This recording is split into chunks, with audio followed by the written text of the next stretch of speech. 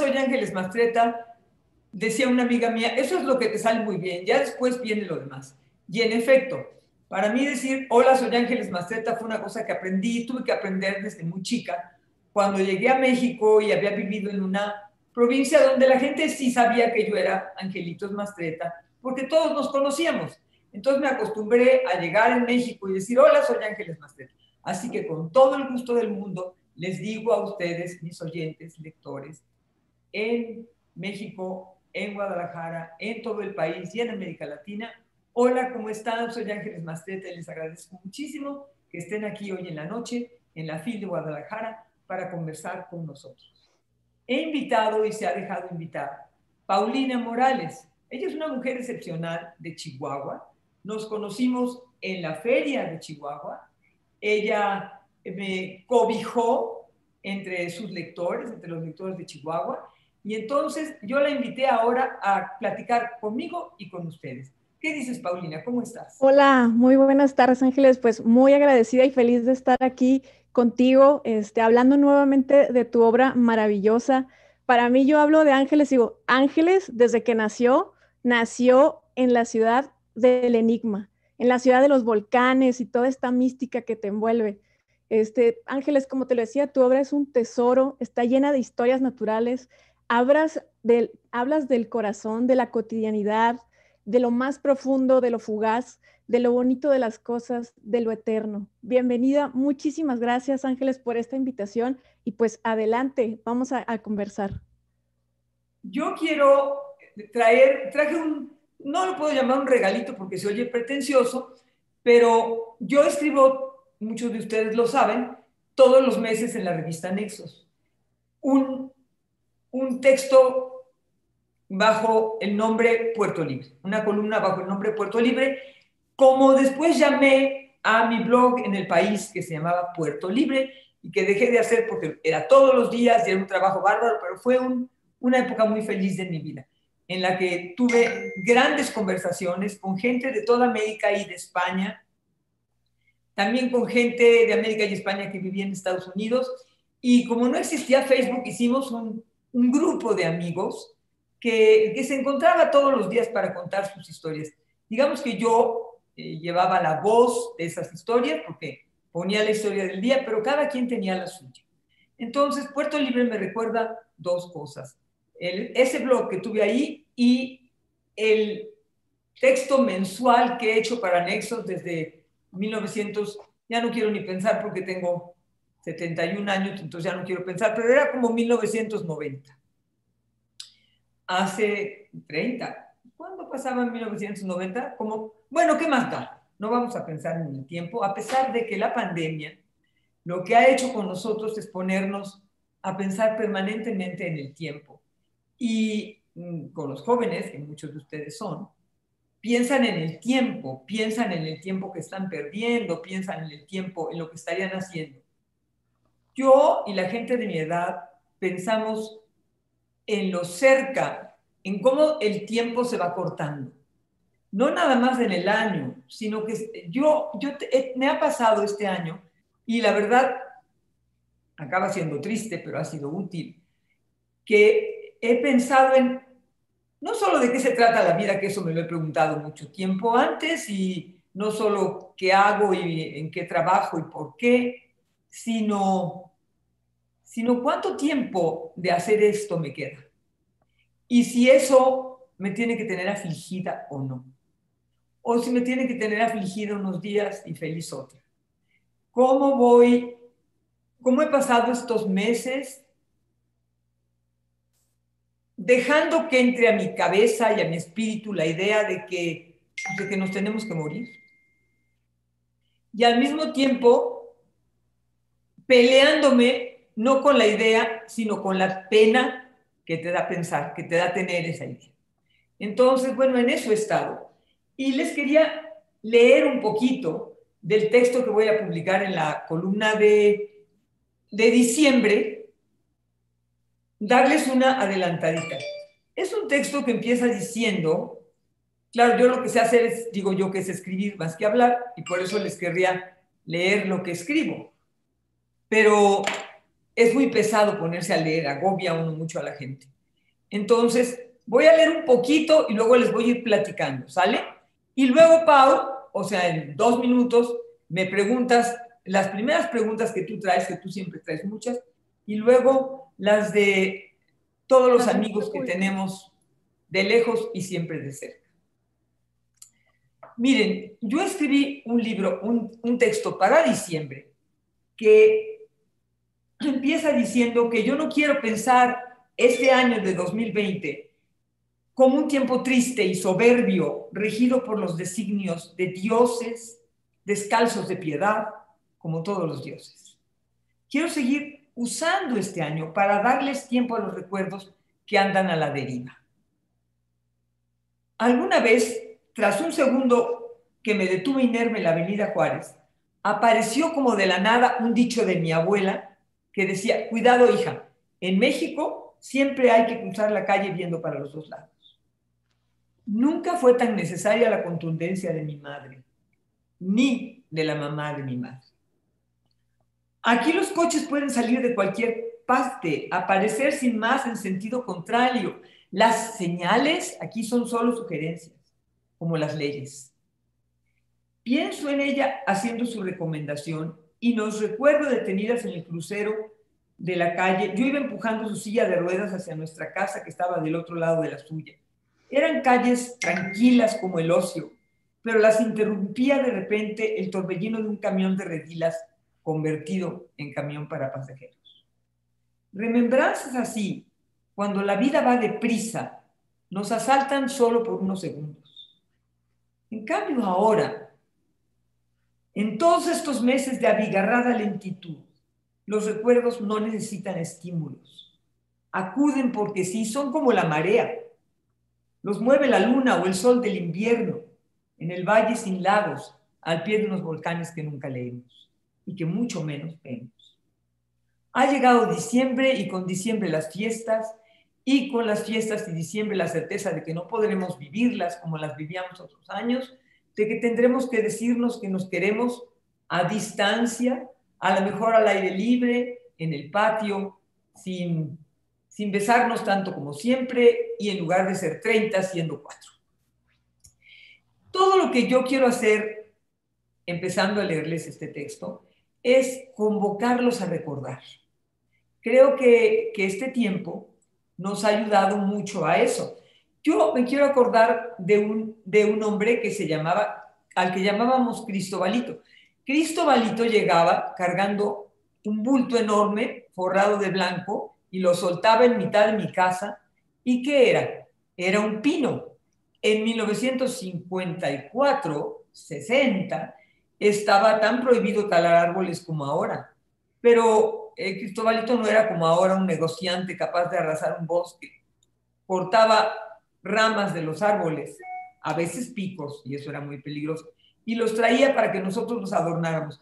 Lo que yo digo en este texto es que hay cosas que a uno le pasan en la infancia y en la adolescencia que son como destellos. ¿Por qué yo sé, si digo delante de mi familia, es que como hubiera pasado con Cristobalito, todo el mundo alrededor sabe quién era, cuando era una presencia de 10 minutos cada año? Quiero convocarlos y sobre todo a quienes están aquí porque quieren ser escritores, que siempre son muchas y muchos, así de esos recuerdos, aunque tengan 20 años. A los 20 años yo ya era una evocadora profesional y creo que evocar es convocar y creo que escribir lo que uno convoca y lo que uno recuerda es ponerse a salvo, yo no digo que del olvido, pero sí de nuestros olvidos. Nadie sabe qué tan a salvo está del olvido. Yo creo que somos lo que dejamos en los otros y creo que pues una brizna de nuestro infinito se irá quedando en los demás hasta que deje de estar. Claro. Pero mientras la tengamos, mientras los demás puedan acceder a ella, pues vamos dando. ¿Qué pasó? Sí, y bueno, muchísimas gracias por esta primicia que dices que sale en diciembre, ¿cierto? En Nexos. Sí, sale siempre en Nexos y ya no se la seguí leyendo porque es horrible leer, La verdad es que es mejor leerla, verla. Pero retomando un poquito de lo que nos acabas de leer, y es cierto, en toda tu obra o en algunas de tus obras hablas de la muerte de tus familiares, de lo que ha dolido, de tus cenizas. Sin embargo, ahorita en estos tiempos, como lo mencionas de la pandemia, hay muerte en todos los planos, física, espiritual. Creo que la gente está cansada, está triste todo el tiempo, a todas horas. A veces entendíamos por qué moría la gente y hoy no nos queda más que escuchar y escuchar noticias. Y bueno, me trae a la mente un texto de tu libro de la emoción de las cosas. No sé si me permitan leer rápidamente un parrafito de Tristeando como un león. Me encanta y creo que queda perfecto para esta etapa en la que estamos viviendo a nivel global. Y bueno, dice, yo como el león ando tristeando. La computadora me subraya tristear. No acepta la existencia de semejante verbo. ¿Cómo no me consultaron antes de hacer el diccionario? Tristear es una actitud irracional, sin duda un estado del alma que no necesariamente es estar entristecido. Es que la tristeza se meta en nosotros sin causa aparente y se ponga a conjugar su actividad sin nuestro permiso. Voy a adelantarme un poquito aquí. Tristear es como caminar al revés, como tener las rodillas mirándose una a la otra, como hacer el visco, como no encontrar el tono de una canción. Tristear es no acordarse del nombre de alguien a quien querríamos ver. Y yo creo que hoy queremos ver a muchas personas que no hemos visto y que hemos estado en la distancia, alejados de los abrazos. Nos hemos perdido tanto tiempo, Ángeles, que creo que esta mini historia de este libro nos queda perfecto. Y bueno, dice, tristear es no atreverse a decir tristeza. Y entonces tu obra, Ángeles, creo que es un gran compañera, un gran compañero en esta pandemia y en este confinamiento, porque nos haces sentir, nos permites sentir la emoción de leerte, nos permites sentirnos más cerca de los nuestros, porque hablas de tu mamá, de tu papá, de tus hermanos, y creo que esos vínculos son los que debemos reforzar hoy en día, porque si bien nos encerramos hacia el exterior durante estos meses, creo que nos hemos aperturado a nosotros mismos y a los nuestros. Y entonces, Yo pues no quiero sé qué nos... decirles que ese texto que leyó Paulina de Tristear está en un libro que se llama La emoción de las cosas, que Sí. es un libro que yo escribí cuando mi mamá acababa de morir y cuando yo me quedé con la certeza de que estaba en la primera fila. Pero quiero que hoy, además de haber hablado de la tristeza, creo que nos merecemos y creo que nos debemos eh, hablar de las alegrías. Creo que diciembre va a ser un mes, tiene que ser un mes alegre, para mí siempre lo ha sido. En los últimos años empezaba siendo alegre porque pasaba yo una semana en la Feria del Libro de Guadalajara oyendo a otros escritores, conversando, comiendo con otros y dedicando libros, conociendo lectores. Creo que tenemos que darnos ahora la esperanza. Creo que nuestro deber, sin duda, es la esperanza. Y que además tenemos muchos motivos para, para buscarla. Los que estamos aquí somos una pandilla de privilegiados, porque podemos estar aquí.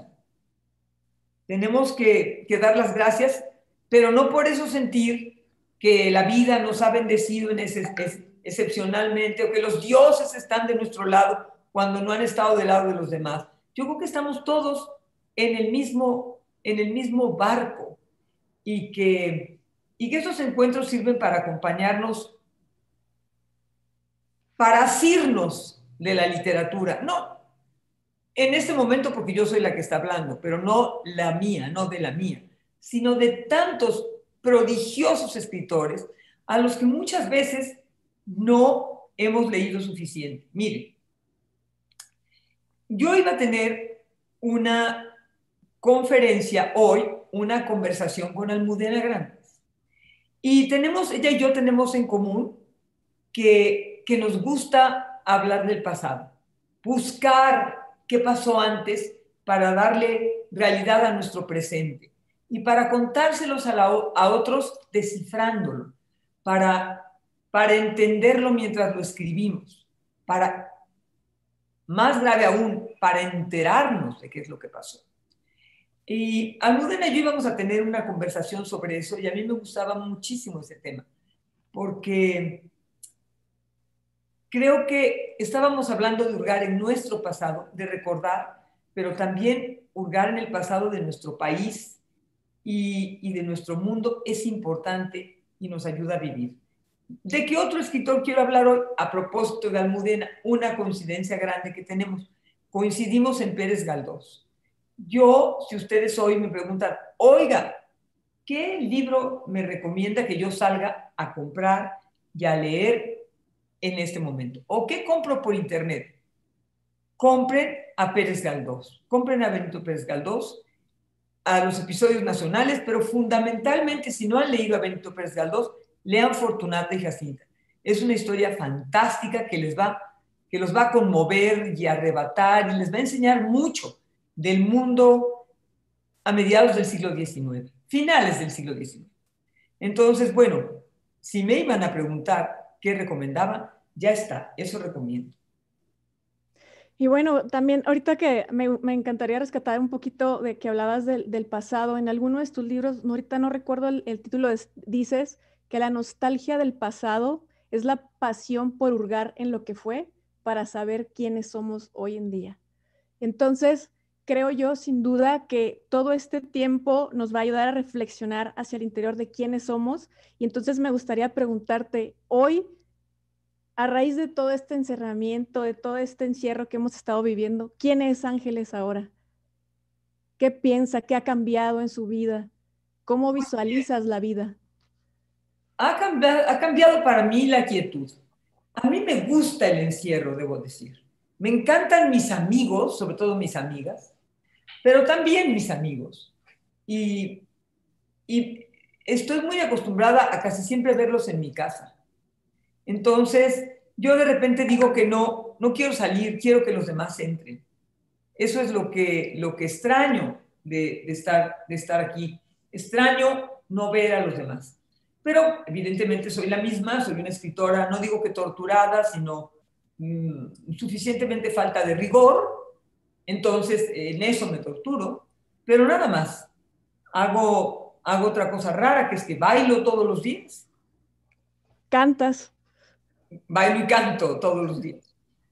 Como ejercicio, hay gente que extraña correr o salir al parque, yo salía mucho al parque, he encontrado que una manera de salir es bailar, porque además sales con quienes cantas, sales con las canciones que cantas, entonces eso. Yo querría preguntarte, ¿tenemos preguntas? Sí, Quisiera pedir a la gente que nos mande preguntas para que valga la pena esta conversación ampliada, porque lo que me gusta mucho de la FIL de Guadalajara es ver cómo, estar viendo a la gente, ver qué piensan de lo que digo y reírme con ellos. Entonces, eso pues, lo estamos extrañando, sin duda. Entonces quiero ver, porque me decía hace poco mi hija, oye, pero ¿por qué hacen esos encuentros en los que no se ve todo el mundo a todo el mundo? Pues porque es complicado, pero vamos a pensar que nos estamos viendo y que las preguntas llegan con la mirada de alguien más. sí, de hecho, la gente empezó a realizar sus preguntas a través de los comentarios de Facebook. Ahorita me las van a comenzar a pasar, pero mientras, a mí me gustaría preguntarte, ¿cómo es que, y me pasó ahora que estuve leyendo otra vez este librito, el de Yo misma, un libro encantador que creo que invita a la alegría y a la felicidad, porque retomas frases y algunos aforismos de otros de los libros. Y, por ejemplo, aquí mencionas que relacionas la felicidad con la escritura. ¿Cómo es esto? ¿Cómo comenzó? Si es desde tu padre que comenzaba en aquel tiempo en esa máquina que nos has contado en algunas otras conversaciones, ¿o cómo ha sido, Ángeles? Sí, en realidad yo digo que a mí la escritura y la felicidad me fueron enseñadas como una misma cosa, porque yo era una niña metiche y como tal me gustaba estar cerca de los adultos. Tenía yo 4 hermanos, por los cuales sigo teniendo mucho amor, pero todos éramos niños y vivíamos en medio de una multitud de niños, porque éramos 20 primos en una misma calle. Entonces la cercanía con los adultos te volvía original. A mí me gustaba sentarme cerca, más la historia de Arráncame la vida, pues la arranqué oyendo a los adultos, sobre todo al principio, lo arranqué de la voz de los mayores. Y entonces mi papá los domingos escribía una columna que se publicaba los lunes. Y así como otros papás iban a iban a jugar frontón, o iban a correr, o iban a jugar golf, o iban a tomar café con amigos, mi papá escribía. No le pagaban. Escribía su columna por gusto. La escribía para estar contento. Y yo creo que para decirnos a sus hijos, todo el mundo cállese porque su papá está escribiendo. Vayan al jardín. Entonces yo creo que era como su momento del domingo en el que lo podía tomar la paz. Y escribía en esa máquina que hacía ruidito, que saben que yo mi teléfono lo tiendo, mi teléfono, no todo el mundo, yo me he dado cuenta que es raro, la gente que necesita tener el tic, tic, tic, tic, tic, tic. Yo, cuando mando WhatsApp, estoy oyendo tic, tic, tic, tic, como si estuviera escribiendo a máquina, todavía lo extraño. Entonces yo me estaba sentada en el suelo, viendo un libro o viendo al infinito, y oyendo cómo mi papá escribía a toda velocidad y sintiendo en el aire una suerte de alegría. Y por eso digo que me fueron enseñadas como algo al mismo tiempo.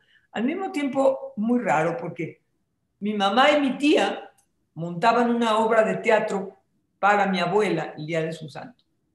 Y entonces ellas escribían, cambiaban las letras de las canciones y nos daban diferentes quehaceres a los 20 nietos, y ellas escribían, o sea, también de ellas aprendí que escribiendo, vamos a escribir que las niñas ahora salen y dicen tal cosa, también disfrutaban escribiendo. Y también, a mí, supongo que los matemáticos disfrutaban la clase de matemáticas. Yo disfrutaba la de gramática. Sí, creo que era yo una niña rara. Pero ya el colmo de mi felicidad era cuando nos decían composición con tema libre. Pues yo ahora me conmueve 15 niñas a los 10 años escribiendo una composición con tema libre. Yo no sé qué escribiríamos, pero lo que yo recuerdo es que me divertía hacer. Así que esas son las varias maneras en las que me fue enseñada la escritura como una felicidad. Y luego, bueno, cuando comenzaste a escribir esta novela de Primero Arráncame la vida y bueno, entre otras, Mal de Amores, yo advierto a una mujer pues audaz, una mujer del futuro que en ese momento que estaba escribiendo, estaba pensando en la mujer de hoy en día, en lo que, en esas libertades, en romper con los esquemas patriarcales, estabas pensando en una mujer que es conocimiento, que es mundo, que es apertura y que no solo es la cocina, que no solo es el bordar. Cómo le hiciste, Ángeles, para pensar en aquel momento lo que necesitamos ser hoy? Porque lo somos. Mire, yo escribí Mal de Amores cuando mis hijos eran niños, y, y yo ya venía de regreso de una búsqueda. Yo llegué a la Ciudad de México a trabajar y a la universidad, a la bendita UNAM. Llegué y tuve que ser muy distinta de lo que se había previsto que yo sería. Tuve que no casarme, tuve que aprender otras cosas, y sobre todo me di cuenta de que mi mundo había sido chico y sin embargo así había sido grande comparado con el de mucha otra gente. Entonces, ¿yo qué quise hacer con Emilia Sauri? Emilia Sauri, que es una mujer que nace en 1893, tiene la edad de mi abuela, es una mujer que yo quise, no me di cuenta cómo, volver contemporánea. Me conmueve que tú, Paulina, y que incluso las niñas que tienen 25 años y 20 se puedan identificar con esta mujer que en 1910 tenía 17 y que lo que quería era enamorarse con libertad, seguir por donde quisiera, estudiar medicina, aunque no hubiera escuela de medicina, buscar por dónde aprender, y que tuvo unos papás que no solo le posibilitaron eso, sino que se lo pusieron en la cabeza, se lo dieron como una posibilidad, no solo como una posibilidad, sino como un don y también como un derecho y también como un deber. Porque una mujer que había sido educada, acompañada por sus papás, como fue Emilia Sauri, no podía haber sido una burra. Tenía que haber sido inteligente, tenía que haber sido valiente.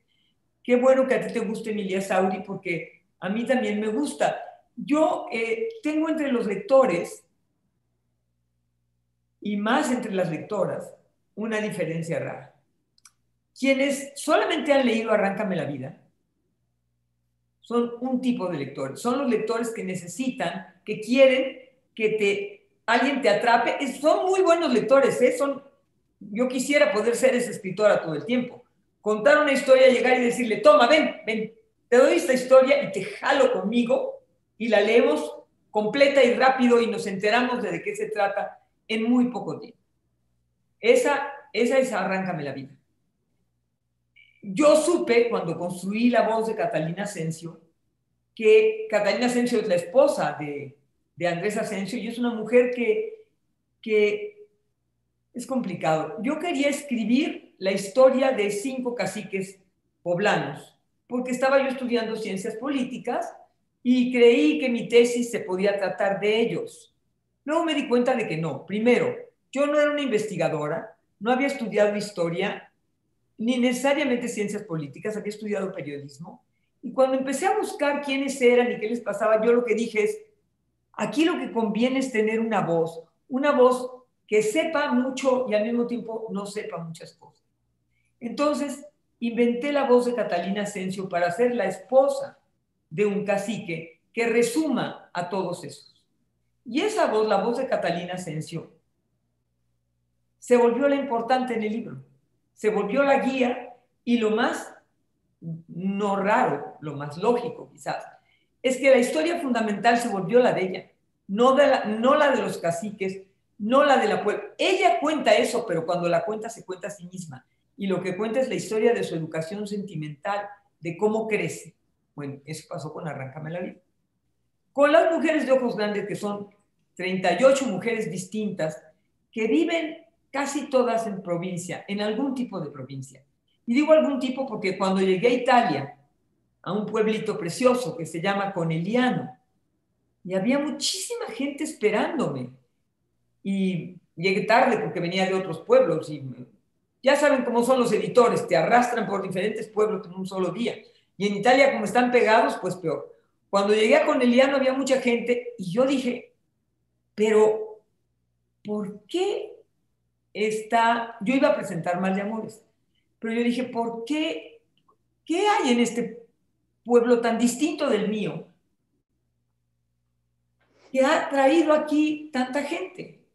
Y entonces apareció un señor a la hora de dedicar los libros que me puso el libro de Mal de Amores y me dijo, qué bueno que ya escribió usted otro, porque yo le había regalado a mi mujer Las mujeres de ojos grandes 3 veces. Se lo regalé porque la librera, que era la que me llevaba, pasé por la librera y me dijo, ¿qué libro le regalo a mi esposa? Y ella me dio Donne dalle occhi grandi. Y entonces yo se lo llevé a mi esposa. Y a la siguiente festividad le dije, ¿qué libro le regalo a mi esposa? Y ella me dio Donne dalle occhi grandi, que quiere decir Mujeres de ojos grandes. Y el siguiente vez, y ella me dio Mujeres de ojos grandes. Y a la tercera vez que se la regalé a mi esposa, me dijo, oye, ya piensa en otro libro, es la tercera vez que me regalas este. Y entonces, ella que venía con su libro también me dijo, es que a mí me gustó muchísimo. Yo creo que, y la librera me dijo, es que a nosotros nos gusta mucho. ¿Por qué esas mujeres de una provincia chiquita como Puebla permearon en una provincia chiquita italiana y en Rosario y en Córdoba, Argentina y en Uruguay? Porque lo pequeño, porque las historias privadas, porque lo muy personal es igual en todas partes. Tienes toda la Eso, razón. A mí me parece que en la literatura hacer que las cosas parezcan sencillas o que sea fácil leer es de lo más complicado, Ángeles, y tú lo haces en tus obras. Lo sencillo, creo yo que es lo más bonito en la literatura, porque nos cobija. Es como de esas veces que estamos leyendo un libro en la noche, despertamos, nos vamos a trabajar y ya queremos llegar a la casa a continuar en estas historias. Así nos acobijas tú. Y bueno, seguimos invitando a la gente para que haga los comentarios en Facebook. Ya tenemos algunas preguntas. Nos dicen que nos cuentes, por favor, una anécdota de la FIL. No sé, como en los jóvenes, los 1000 jóvenes, algo padre que hayas vivido ahí. Uy, es que he vivido muchísimas cosas. Les voy a contar una muy divertida. Cuando, cuando presenté, yo creo que la emoción de las cosas, o maridos, no me acuerdo, pero llegar a la feria, yo tenía que llegar a hablar a las 7 de la noche y tenía el salón Rulfo.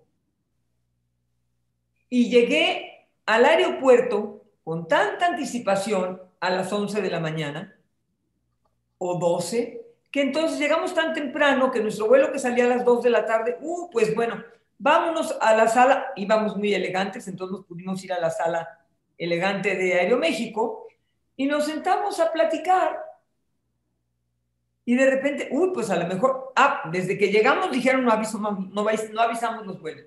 Bueno, el caso es que platicando, a mi cónyuge y a mí se nos hizo tarde y perdimos el vuelo. Ya habíamos mandado las maletas, pero cuando fuimos a decir ya no tenemos vuelo, nos dijeron sus maletas ya están abajo.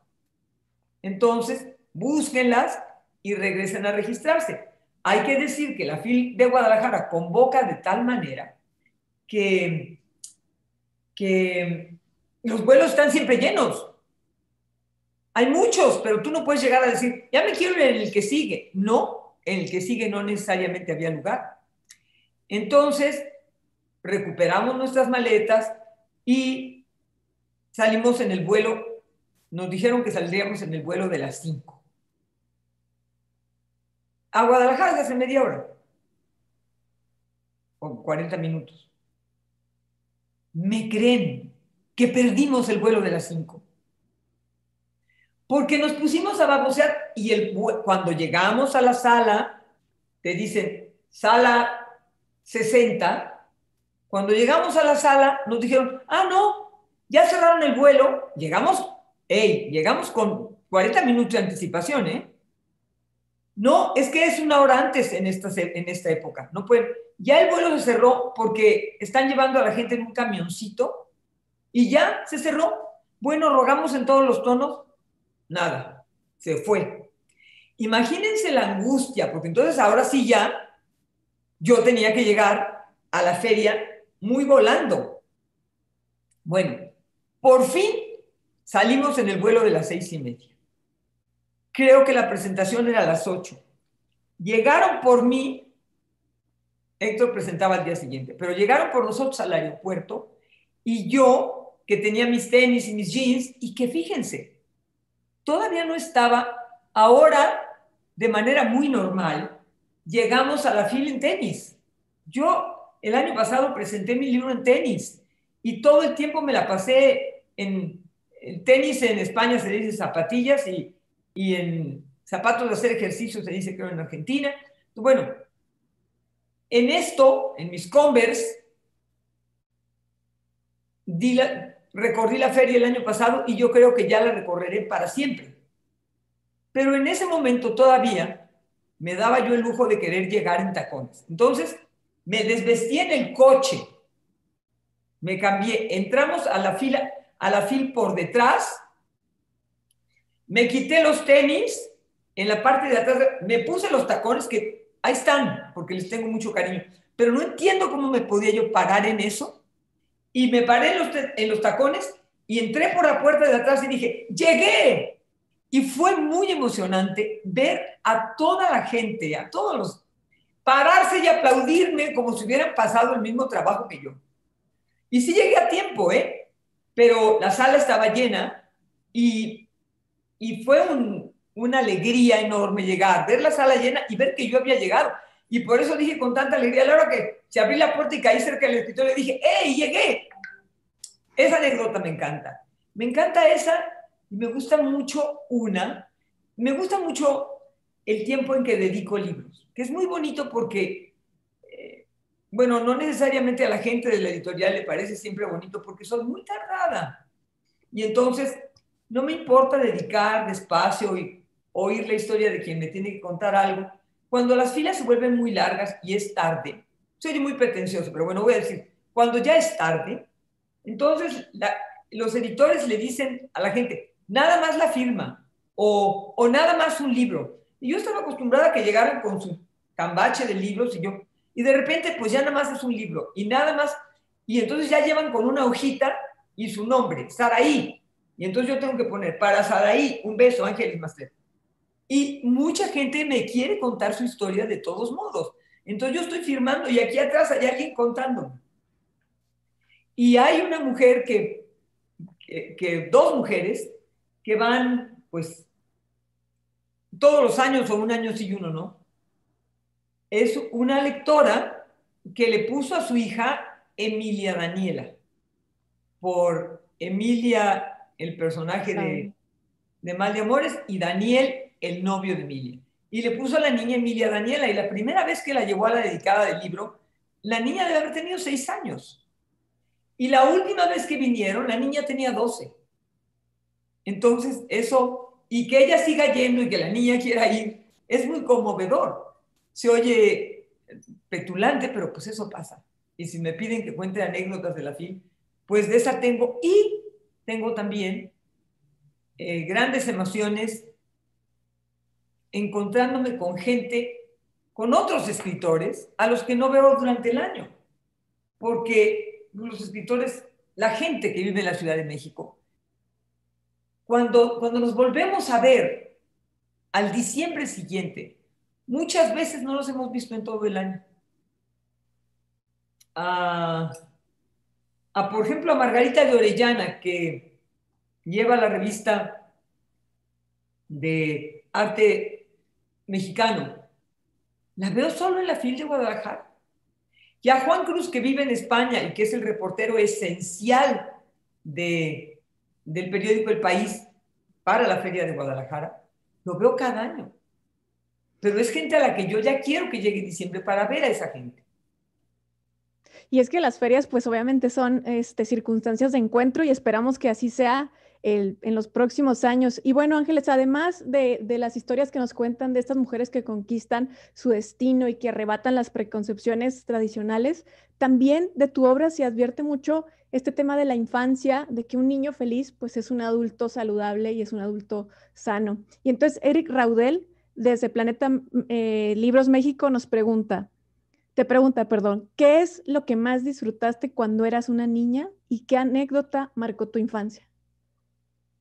Uy, yo tuve una infancia feliz y a veces la culpo de mi falta de temas, porque ¿cuántos escritores hemos leído cuyas infancias fueron desafortunadas? ¿Y cuántos escritores con infancias afortunadas o desafortunadas escriben libros sobre profundos infortunios? Yo tuve una infancia feliz y ahora pienso que llena de inocencia, pero no la inocencia de la infancia, la inocencia de un medio. Yo vivía en un medio, los abuelos, los papás, los hijos, creo que todos menos mi papá, que pasó la guerra en Italia, todo el mundo tenía una idea de que la gente era buena y no había noticieros en la televisión, entonces no nos estábamos enterando, ni nuestro país vivía, la verdad, no vivía nuestro país en los 50s y 60s, no vivía desgarrado y lleno de horror como está ahora tantas veces. No, no que no hubiera feminicidios, pero no había el recuento permanente y no se habían multiplicado de este modo. Entonces, ese mundo en el que crecí estaba tocado por la inocencia. Ya no sé, me aflige. El mundo de mis hijos ya no fue así. No sé cómo será el de mis nietos. Claro, mis nietos ahora tienen unos 13 y otros 3. Pero los de 3, yo los veo y digo, estos niños que todo lo han tenido alegre. ¿Cómo se van a encontrar con este país? Y como yo ya veo que tienen 3 años y que pues cuando yo tenga 81 van a tener 13 apenas, lo que tienen mis otros nietos. Entonces yo digo, bueno, vamos a esperar, me quiero morir de 90, lo cual quiere decir que me quedan 19 años, más 3 de los niños, 22. Mucho más tiempo no los voy a ver. ¿Y qué va a ser de esos niños cuando tengan 22 años? ¿Qué responsabilidad tengo yo y tenemos todos con los niños que ahorita tienen 3 años? ¿Por qué muchas de esas infancias no van a ser felices? ¿Y por qué otras van a ser profundamente infelices? ¿Y cómo vamos nosotros a luchar, a batallar para que no se turbe demasiado? Estoy tratando de pensar con ustedes, no estoy pensando, no sé cómo. Ya les digo, yo tuve una infancia rara que ya no tuvieron ni siquiera mis hijos. Por ejemplo, eh, a nosotros éramos 5 primas de la misma edad. Y uno de mis tíos tenía un terreno en las afueras de la ciudad y cuidado por un trabajador que se llamaba don Casiano, y nos dejaban a dormir ahí, en una casita de piedra chiquita. Parte de la expedición y de lo divertido es que las niñas nos quedábamos a dormir ahí. Piensen ahorita a 5 niñas de clase media que sus papás tan campantes dejen a dormir en despoblado con un solo señor y no digan, como ahorita se diría, no, van a entrar unos tipos, no, les van a hacer una maldad, no, ¿quiénes son? Esa libertad ya, ya no se puede tener.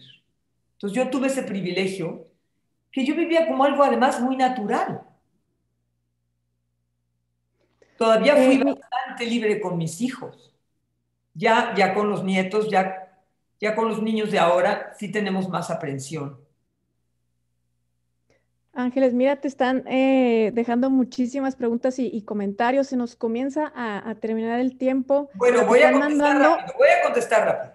sí, te están mandando muchísimo amor. Déjame decirte, agradecemos a todos los comentarios de Facebook, de toda Latinoamérica que nos están viendo. Y te voy a decir una última pregunta o a ver si nos alcanza para dos. Patricia Velarde nos dice, ¿cómo la literatura podría rescatarnos de esta pandemia? De mil maneras. Miren, de hecho, a muchísima gente, incluso a la que no lee, la literatura la ha rescatado en esta pandemia, porque las series y el cine son otra escritura. Y no conozco a nadie que si no ha leído un libro no haya visto una serie. Y las series y las películas tienen detrás la literatura. No hay nada que se filme que no tenga una historia escrita detrás. Entonces, claro que nos han rescatado. Y nos han rescatado, ¿saben cómo? Regalándonos la ficción. Yo creo que los libros son un boleto de ida a un viaje. Y escribir un libro es eso. Es decir, ven, te invito a este viaje. Y por eso de repente yo y muchos escritores nos afligimos cuando estamos escribiendo un libro, por cómo queda contado, que en mí es una aflicción grande, que quiero que quede bien contado. Y luego, ¿qué historia quiero contar? ¿Qué le quiero regalar a quien me lee para que por un rato se vaya a otra parte? Entonces yo creo que sí, que la literatura nos rescata de muchos modos y nos tiene que seguir rescatando si nos aferramos a ella. Ah, bueno, nos queda Tengo una tiempo para... lista de amores.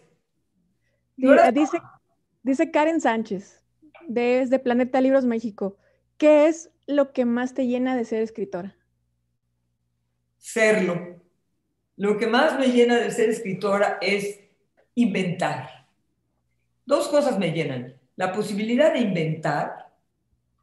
Fíjense qué maravilla. Los mentirosos son acusados de tales. Los escritores, en cierto modo, mentimos, pero hacemos mentiras nobles. Contamos la historia de personas que no conocemos, de personas que inventamos. Y eso es una de las maravillas de ser escritor. Y justo la contraparte es el abismo de ser escritor. Yo todos los días digo, esta es una novela. Esto que se me ocurrió ahorita, esto lo tendría yo que escribir. Nunca me da tiempo. Escribo destellos. Todo, yo querría tener como otras 5 vidas. A lo mejor si viviera 500 años, alcanzaría a escribir todo lo que quiero escribir. Y me quedan, si acaso, 20, y en esos 20 voy a escribir muy poco. Pero bueno, como a mí me gustan los boleros, les diré a los lectores, si tuviera 4 vidas, 4 vidas serían para ti. Yo estaría feliz de tener 4 vidas para escribir durante las 4 vidas. Nos dice también Ale Castañeda, si alcanzamos bien, ¿qué es lo que más disfruta leer y escribir Ángeles Mastretta? Lo que más disfruto leer es ficción, bueno, y poesía. A mí me encanta leer poesía y ¿saben qué? Poesía que a veces, la poesía del siglo de oro, español, pues es una cosa, Sor Juana, por ejemplo, a veces dice cosas que no se entienden. El chiste es cómo suenan, cómo suenan. Leer esa poesía y a veces adivinarla. Claro, Sor Juana escribió un poema muy serio que ella consideraba su único verdadero poema, una cosa que se llama Primero Sueño, que es del todo necesita ser descifrada. Pero los sonetos, que aparentemente son fáciles, Feliciano me adora y le aborrezco, Lizardo me aborrece y yo le adoro, y termina diciendo, y a padecer de todos modos vengo, pues ambos atormentan mis sentidos. Aqueste con pedir lo que no tengo y aquel con no tener lo que le pido. Se decía aqueste para decir este. Bueno, como eso, hay todo en la poesía de oro, en la poesía del siglo de oro. Me gusta mucho leer poesía y me gusta mucho leer ficción bien organizada. La verdad, me gusta que me digan había una vez y que me cuenten y que me vayan. Por eso es que me gusta tanto la novela del siglo XIX. Soy una arcaica, le entiendo más. O la novela del 20, la novela, pues como las novelas del Gabo, que te cuentan y te van poniendo un grano detrás del otro para que te quedes asido a ella. Eso es lo que yo quiero hacer, escribir libros que te sostengan. A ver, no vayan a creer que es fácil, ¿eh? Tú, Paulina, que eres una lectora generosa, me acompañas mucho en eso, pero... Pues es que como tú bien dices, tu obra, bueno, hay una frase que tú dices, lo que se inventa, y la escribiste, y aquí está en otro libro, pero también está aquí, lo que se inventa es lo mejor que existe. Creo que tu obra, todos los libros que tú tienes, tus cuentos, nos generan y nos ayudan a inventar esta realidad de amor que queremos todos, nos hacen sentir toda esta emoción que llevamos dentro y que a veces nos es complicado expresar. Entonces, Ángeles, en tu obra nos ayudas a ser humanos, a sentir, a vivir, a sentir esa nostalgia de la vida, del pasado, del amor por nuestros padres, la admiración por nuestros hermanos, como por ejemplo tu hermana Verónica, advierto mucha admiración.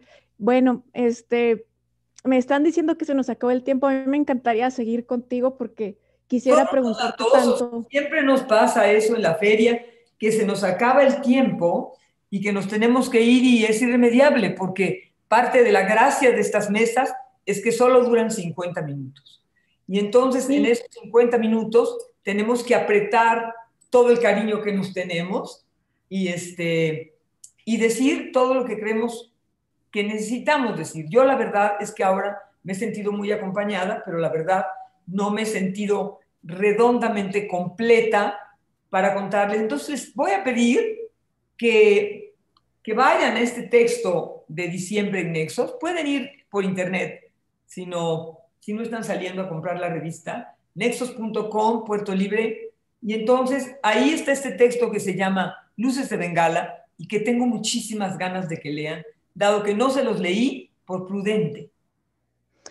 Bueno, Ángeles, pues nos despedimos. Te agradezco mucho poder nuevamente conversar contigo. Espero pronto volver a hacerlo. Agradecemos a todos los que nos vieron desde Argentina, de Chile, de Perú, de Uruguay. Gracias también a Librerías Hidalgo, a Gandhi, a El Sótano, a Busca Libre, Cafetería El Péndulo, Librería Carlos Fuentes, a la Bodega de Libros, a la Fundación Cultural Providencia, Librería UGED, Librería Porrúa, y sin embargo, por todo el esfuerzo y hacer posible esta transmisión. Muchas gracias, Ángeles, muchas gracias a la FIL de Guadalajara por tenerte nuevamente aquí. Muchísimas gracias a todos los que nos vieron. Te mandan muchísimo amor. No alcancé a Ya, decir yo quiero todo, despedirme dándoles un beso. pero Muchas te gracias. adoran, te adoran. Muchas gracias. Muchas gracias, querida. Muchas gracias a ustedes por estar aquí conmigo el día de hoy. Gracias.